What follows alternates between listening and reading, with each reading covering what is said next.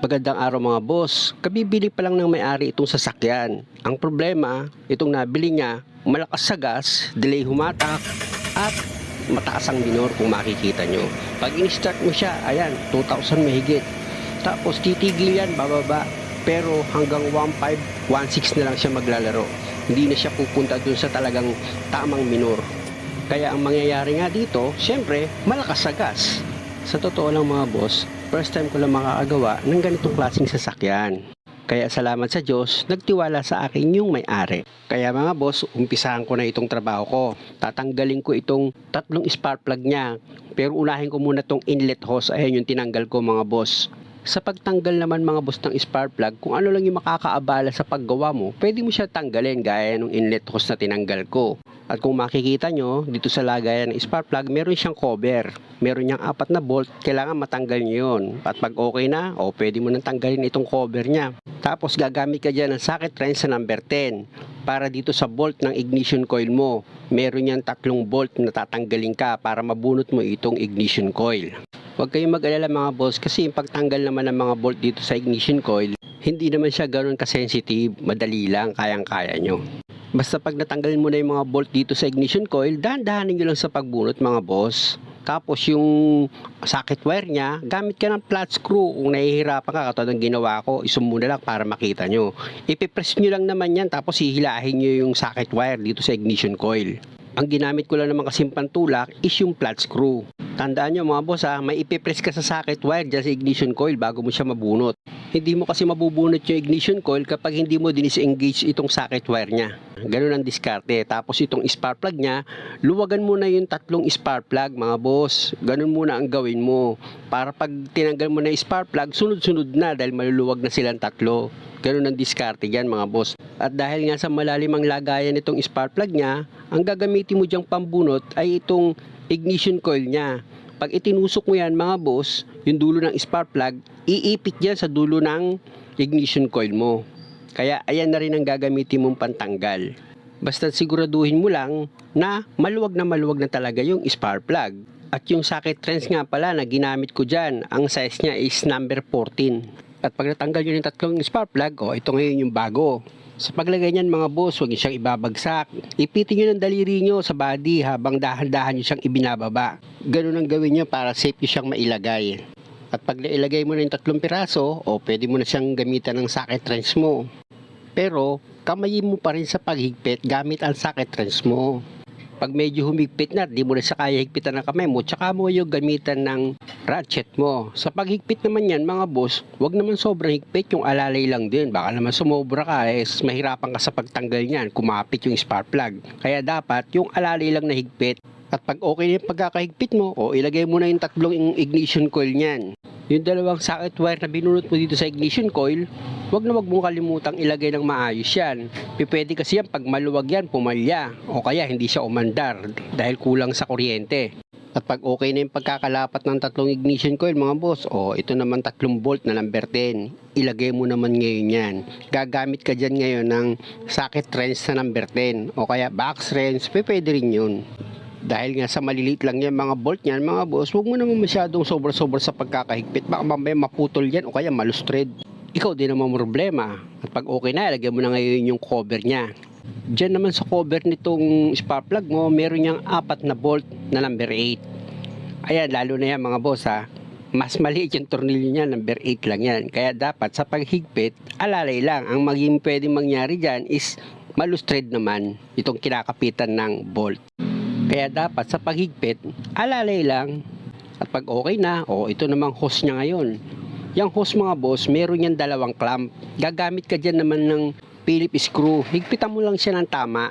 At pag okay na yung pagkakahigpit mo, lilipat naman ako sa passenger side. Papalitan ko yung air filter niya kasi nga, itong may-ari ng sasakyan, pagpunta ko pa lang dito, nabili niya na yung spark plug, yung langis sa makina, yung air filter. Kumbaga, ilalagay ko na lang. Tapos, ire-recommend ko na lang sa kanya kung ano pa yung ibang sira. Yun nga ay dahil sa reklamo niya na malakas nga sa gas, mataas ang minor, at delay ang hatak. Ngayon, tinanggal ko tong air filter cover niya. Nakita ko yan nung tinuturo ko. May mga putik-putik siya mga boss. Kaya ang ginawa ko dyan, tinanggal kong buo itong air filter housing niya. At ito nga, dahil sa nakita ko, nag-recommend ako sa kanya na itong throttle body is kailangan siyang linisan. Pati yung pinaka map sensor nitong sasakyan niya o ng makina ay kailangan ko din siyang linisan. Dahil nga sa ang naging reason ko ay itong air filter niya is marumi na at itong housing niya is may mga putik-putik. Possible kasi na kahit na meron pa tong air filter, pwedeng makahigop itong throttle body ng dumi at pwedeng umipit dun sa plate niya at maging sanhi ng pagtaas ng minor o kaya hindi pagbalik ng minor, kaya nag-i-steady siya sa 1.5. Kaya kailangan dyan linisan. Ito naman nire-recommend ko sa may-ari na dapat kong gawin is malapit naman sa katotohanan at pwede naman mangyari. Hindi naman porket may problema yung sakyan magre-recommend ako ng palit pyesa, hindi ganun. Balik tayo sa trabaho. Yung socket wire dito mga boss, ayan yung pinakita ko sa inyo, bubunutin nyo yan, nakakabit dyan sa throttle body. Ayan lang naman ang socket wire na nakakabit mga boss.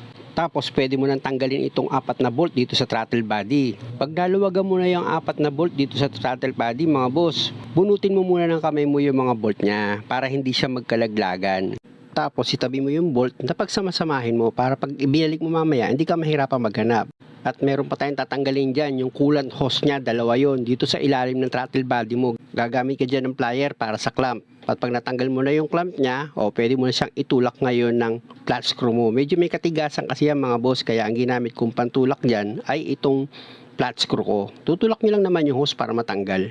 Diba, nakita nyo, tanggal na. At kung papansinin nyo yung throttle body niya, yung plate niya, punong-puno ng carbon. Sa akin kasi yan ang number 1 pwedeng panggalingan ng taas ng minor at lakas ng gas. Ang gagamitin ko dyan panlinis mga boss, throttle body cleaner. Pero bago yon, tatanggalin ko muna itong isa pang cover dito sa makina. Meron yan 4 na bolt mga boss. Ayan yung tinatanggal ko na. Isa na lang yung tatanggalin ko mga boss kasi natanggal ko rin 3 Ayan, iaangat nyo lang naman tapos ililis nyo.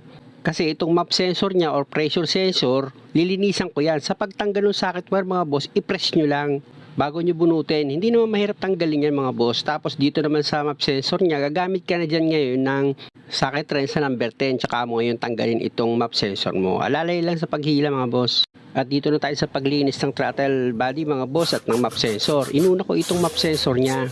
Sa pag-spray niyan mga boss, madali lang naman. Kahit na wag na siyang babaran ng matagal sa paglinis, basta matanggal nyo lang yung mga kumapit na dumi, okay na yun. At dito naman tayo sa paglinis ng throttle body. Ang diskarte ko dyan mga boss, binabasa ko muna itong palinis ko, itong throttle body cleaner. Pag basa na siya, gagamit ako dyan ng toothbrush. Kukuskusin mo ngayon dito sa may plate niya yung kinapitan ng carbon. Ayan kung makikita nyo, di ba itim na itim Kutkutin niya mga boss, pero wag na wag nyo itutulak yung plate. Kasi yung gamit mo yan na throttle body cleaner, makakatanggal na yan. Kaya ko lang naman ginamitan ng toothbrush kasi nga masyadong kapit yung carbon niya o yung mga kumapit na dumi. At para mabilis matanggal yung dumi, mas maganda gamitan mo nga siya ng toothbrush kasi sasama agad yan, lalo na't nabasa na ng cleaner mo, mas madali mo na siyang matatanggal kapag ginamitan mo siya ng toothbrush. At kung sa palagay mo hindi na nakakapit yung mga dumi niya, gamitan mo na ngayon siya ng pang-spray mo. Dapat niya sa paggamit mo ng throttle body cleaner mo, marunong kang tumantya. Hindi yung bira ka lang ng bira, baka maubusan ka naman. Dapat unahin mo yung importante, lalo na sa loob, sa plate. Ayun muna unahin mo. Yung sa labas kasi pwede mo naman ang punasan yung kung sakasakali Basta importante dyan yung loob. Yung plate niya nakilapitan ng carbon, kaya yung minor niya tumataas.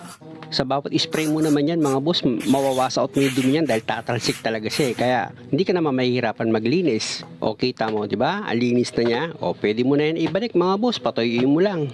Sa pagkabit mga boss, unahin muna natin itong map sensor niya. Punasan nyo ng kauntin lang is yung o-ring para mas madali nyo siyang mailalagay. At pag nailapat mo na yung map sensor niya, pwede mo nang ilagay itong number 10 na bolt.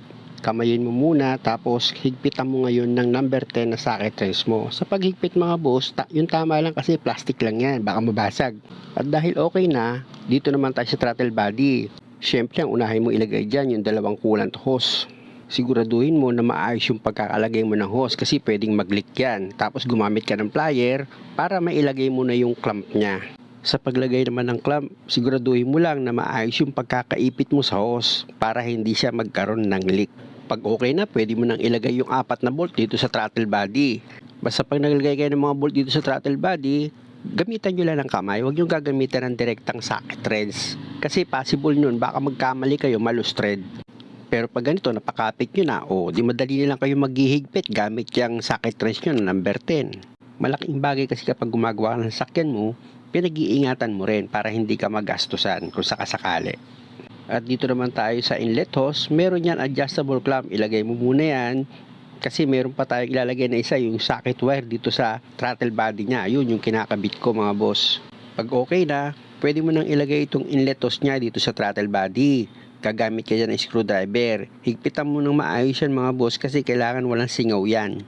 Hanggat maaari, lahat ng hose na ilalagay mo dyan, dapat maayos, hindi siya singaw. Tsaka mo ngayon ilagay itong socket wire dito sa map sensor mo. Ayan yung ilalagay ko.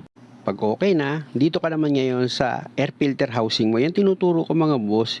Itutusok nyo yan dito sa tinuturo ko na butas. Ayan. Diyan nyo siya itutusok para mag-lock itong air filter housing mo. Tapos galaw-galawin mo lang yan para mailapat mo siya ng maigi.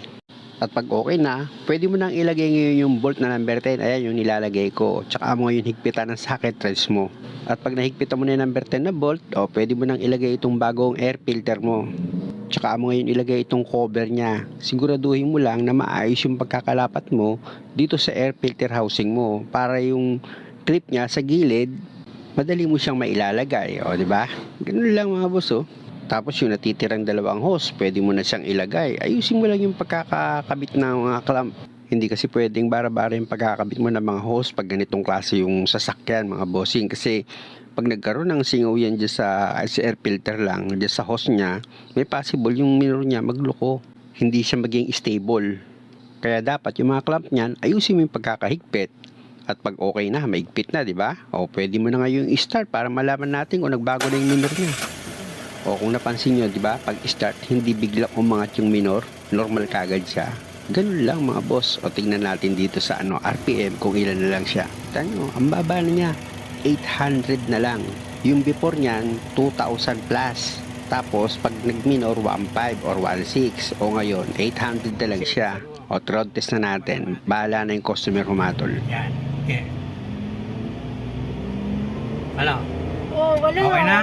Wala na siyang delay. Muli mga Ano na boss, po na maraming sa'yo? salamat sa panonood. Sana huwag Delay niyo siya. kalimutang mag-subscribe sa channel ko. Pakipindot na rin yung notification bell para lagi kayong updated sa bawat video na ginagawa ko. Salamat! Oo nga, no? Lakas na, no? Lakas na. Lakas na, sir.